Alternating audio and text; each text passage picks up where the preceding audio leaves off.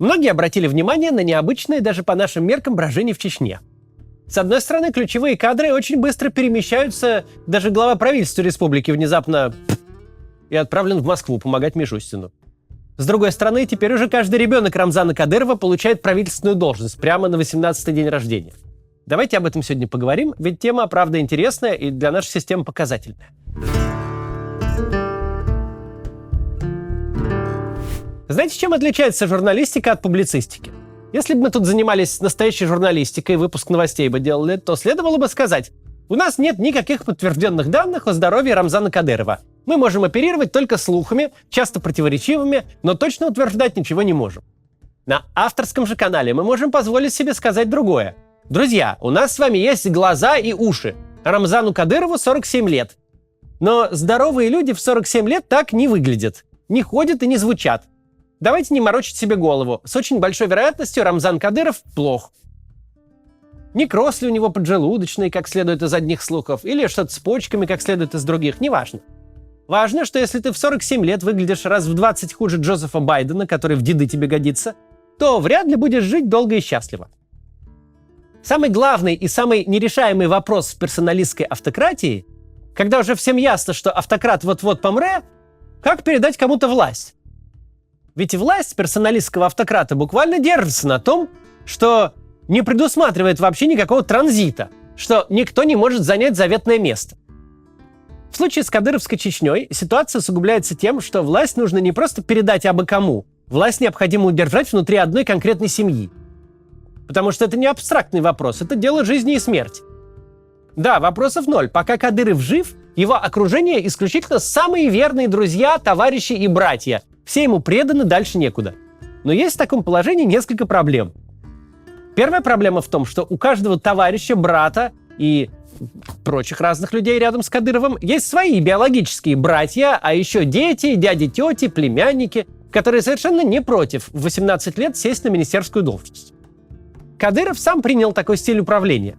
Он создал в Чечне такую политическую культуру, что можно особо не сомневаться. Как только монитор у его кровати покажет прямую линию, без Путина, то с многочисленной кадыровской родней начнут происходить всякие несчастья. Кто-то на своем большом красивом джипе попадет в аварию. У кого-то внезапно сахар в крови до летальных значений снизится. Ну а кто-то просто выйдет из дома и больше никогда его не увидит. Править через ультранасилие удобно. Окружить себя людьми, профессионально занятыми душегубством, нехитрый способ выглядеть настолько брутальным, чтобы никому даже в голову не пришло оказаться в оппозиции. Судя по всему, Кадырова всю дорогу устраивала репутация лидера мексиканского наркокартеля. Главы военизированного преступного синдиката, с которым опасаются связываться все, включая федеральное руководство. Беда в том, что мафиози не слишком ценят монархический принцип.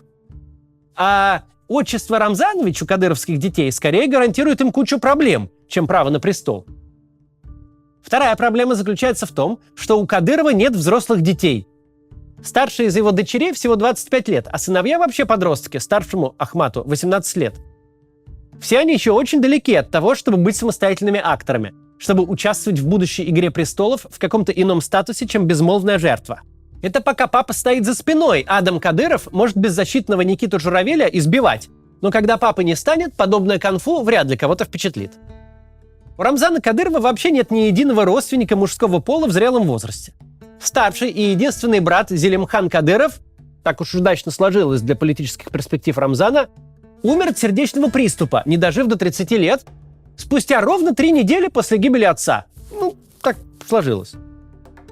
Я не собираюсь разводить тут никакой конспирологии. Просто в семье Рамзана Кадырова можно предположить зловещую закономерность сердечной проблематики. Как только умирают отцы, молодые дети имеют неприятное свойство следовать за ними при самых неподозрительных обстоятельствах.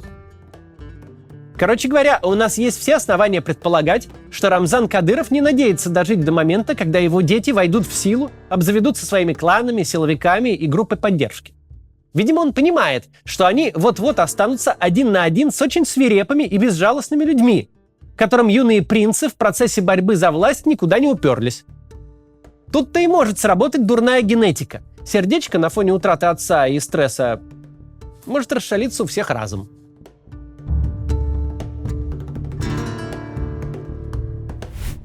У этой проблемы может быть два решения. И, видимо, мы наблюдаем оба вместе.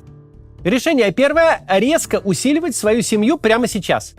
Неважно, насколько смехотворно выглядит 18-летний парень или 20-летняя девушка в министерских креслах. Важно, что у Кадырова нет времени. Надо всех, кого возможно, кто уже вылез из подгузников, распихать по всем доступным должностям, чтобы они прямо сейчас, без промедления, набирались опыта, обзаводились связями, встраивались в систему, чтобы, когда придет время, перебить их было не так просто. Не поймите нас неверно, ничего плохого мы и детям Рамзана Кадырова не желаем. Дети за родителей не в ответе. Наше рассуждение о том, что строительство свирепого и людоедского режима – дело очень опасное, в первую очередь для самого строителя и его семьи. Второе решение – как можно быстрее убрать подальше всех, кто может претендовать на власть и кто может стать компромиссной фигурой. Муслим Хучиев уже 6 лет возглавлял правительство Чечни. До этого был мэром Грозного, дважды при Кадырове исполнял обязанности главы Чечни. Именно он, опытный бюрократ, автоматически возглавит республику, когда с Кадыровым что-то случится. Возглавил бы, если бы оставался главой правительства. Так вот, если бы возглавил, с высокой долей вероятностью никому бы уже власть не отдал. Тем более, что для федерального центра тихий управленец явно станет отдушиной после воинствующей звезды ТикТока. Так что отправить Хучиева в помощники к Мишустину с глаз долой и подальше от рычагов правления выглядит как хорошая идея. Вообще, как хорошая идея, выглядит не только ссылка в Москву самого опасного претендента на престол, но и серьезная перетасовка остальных чиновников. Немножко поменять всех местами, согнать с нагретых кресел, навести общего шороху, чтобы, когда случится неизбежное, системе было сложнее сориентироваться. Да, выглядит все происходящее как окончательное офигение Кадырова. Такой фестиваль невиданного непотизма. Будто он над всеми нарочно издевается, назначая школьников министрами. Дескать, а что вы мне сделаете? Но вполне возможно, что это не офигение, а паника. Что Кадыров по своему состоянию понимает, все совсем уж плохо, и надо сделать хоть что-то, передать свою власть, если не детям напрямую, то с минимальной видимостью каких-то гарантий безопасности. Вот и производятся все назначения этаким комом едва ли не за день. Не для того, чтобы кому-то что-то доказать, а потому что есть реальный шанс в другой день не проснуться. Дальше поговорим о дилемме, которая стоит перед чеченским режимом. Ну и вообще, и про Россию в целом в этой связи поговорим. Но пока небольшое объявление о проекте нашей команды, связанной с Белгородом. Посмотрите, пожалуйста. Недавно мы запустили проект «Разместим» для помощи жителям приграничных регионов России, пострадавших от войны. Эти люди сейчас в настоящей опасности. В них летят реактивные снаряды и барражирующие боеприпасы ВСУ, падают нештатно сошедшие с пилонов авиационные бомбы российских ВКС. Даже когда ракета ПВО перехватывает другую ракету, металлические обломки обеих тоже летят вниз, на дома и людей. Суть моего проекта в следующем. Есть Telegram-бот, где вы можете предложить бесплатное размещение или попросить о нем. Объявление пройдет через операторов, они позвонят и уточнят детали, а затем его опубликуют в Telegram-канале. Те, кому нужна помощь, смогут легко найти того, кто в состоянии ее предложить. И проект работает. Люди предоставляют жилье на несколько дней, недель или месяцев. У нас были предложения из Турции, Израиля, даже из Египта. Кто-то подселяет гостей к себе, кто-то дает пожить на даче или в пустующей квартире. Были даже случаи, когда зрители моего канала оплачивали целым семьям аренду жилья или гостиницу. Были истории с многодетными семьями, у которых вышло, наконец, уехать из-под обстрела. Конечно, большинство размещений в России. На момент записи этого ролика в проекте «Разместим» опубликовано 149 объявлений. Большинство из них – предложения о размещении. Обычно те, кому нужно жилье, обращаются к предлагающим сразу напрямую. Операторы нашего колл-центра и волонтеры проекта совершили 384 звонка. Это нужно для базовой проверки, чтобы отсеивать сомнительные предложения. Понятно, что каких-то гарантий они дать не могут. Если вы хотите предложить жилье или переехать к кому-то из объявления, вам нужно будет самому пообщаться с человеком, все проверить и только потом соглашаться. Если вы можете принять людей, пишите в Telegram-бот и распространяйте информацию о проекте «Разместим». Очень этим поможете. Вы также можете поддержать проект деньгами. Они пойдут на зарплаты операторам колл-центра и координатору. Пожертвования можно присылать через Boosty, через Patreon или в криптовалюте. Все ссылки в описании. Продолжаем. Как совершенно верно говорит Екатерина Шульман, чеченский режим – это маленькая и доведенная до карикатурности копия режима российского, перед которым точно такая же непреодолимая дилемма стоит. С одной стороны этой дилеммы удержание власти в одних руках, для чего нужно разрушить все институты и пресечь саму возможность появления не то что преемника, но даже разговоров о передаче власти. С другой стороны, неумолимо приближается момент, когда у тебя в оппозиции уже не человек, которому можно организовать свидание с новичком или выдавить из страны, или посадить, а сама мать природа, женщина бесстрашная и безжалостная.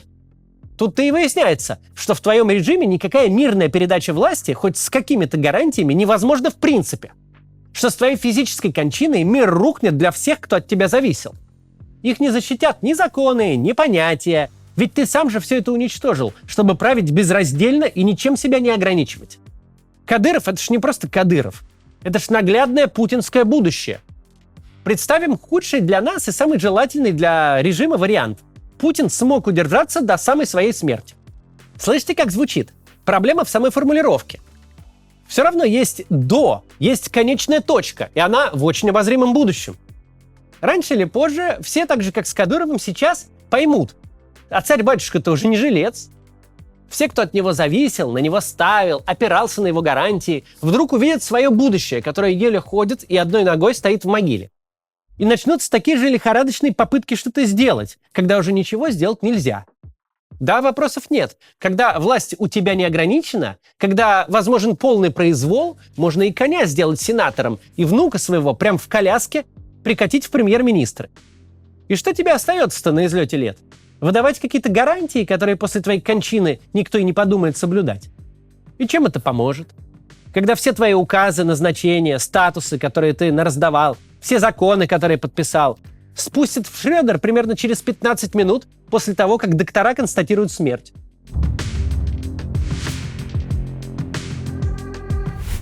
Я, дорогие друзья, совсем не кардиолог. Но если у вас в правящем клане есть сердечная патология, могу посоветовать действенный препарат. У нас такого пока не делают, но есть надежда, что он импортозаместится в ближайшие годы. Свободные выборы, сменяемость власти, независимый суд и парламент, верховенство права. Только такая комплексная терапия, употребляемая курсом в течение многих десятилетий, позволит вашим детям, соседям по дачному кооперативу, друзьям под дзюдо, одноклассникам и сокурсникам, а также всем их детям и любовницам не стать жертвами сердечной недостаточности слишком рано. Да, у этого препарата есть свои побочные эффекты. Придется подчиняться закону. Не получится стать диктатором. Вы не сможете единолично принимать никакие решения. Придется со всеми договариваться и торговаться. Ваши дети не будут избивать людей в СИЗО и пилить миллиардные контракты. Что особенно ужасно, придется вовремя уйти от власти. С другой стороны, когда вы неизбежно умрете, или просто уйдете на пенсию, все те, кто вам важен и дорог, придут вас оплакивать на похороны, если вы умрете. Или с вами поедут в кругосветное путешествие, или просто будут дружить на пенсии, если вы туда отправитесь. Они отправятся в тот же момент, в лучшем случае в СИЗО, а в худшем в морг. Глупым людям кажется, что демократия нужна для того, чтобы всякие плебеи со своим нытьем о правах мешали крутым чувакам править, как те пожелают. Но ничего подобного. При таком раскладе демократия никогда бы не возникла. Не крестьяне все это придумали. Не они решили так усложнить политическую систему, чтобы ни у кого не было единоличной власти, чтобы власть зависела от граждан. Это придумали те самые крутые чуваки, которые всеми безраздельно правили, и придумали по одной единственной причине. Они любили своих детей. И не хотели, чтобы после их смерти кровиночек в результате переворота засунули гнить в подвал замка, а то и сразу отправили на эшафот в очередной аристократической войне. Умные люди веками решали ту же проблему, которую сейчас за несколько месяцев пытается решить Рамзан Кадыров. Кто же защитит наших деточек, когда мы помрем? Рано или поздно, после многих волн смуты, кровавых переделов и грустных историй юных принцев, замученных в застенках, до умных людей наконец-то доходило. А давайте наше потомство будет под защитой чего-то, что не умирает. Давайте их защитит закон. Давайте построим такую систему, где права будут не только у нас, пока мы живы, а у всех. Ведь если права есть у всех, то и у нашего потомства они тоже будут. Давайте сделаем так, что просто не будет людей, которые могут единолично карать и миловать. Чтобы одни люди писали законы, другие их исполняли, а третьи надзирали за исполнением. Тогда никто не сможет выписать самому себе право грохнуть нас, когда мы утратим власть и силу, и уж тем более перебить наших потомков. Так вот, граждане при власти, смотрите на Кадырова и мотайте на ус. Пусть вам трижды пофиг, что после себя вы оставите выжженное поле, но вам же не пофиг, что на нем будут и ваши дети. Если не пофиг, то единственный выход – не строить диктатуру, не разрушать институты, не забирать себе всю власть. Единственный способ обеспечить будущее своим детям – обеспечить его всем. До завтра.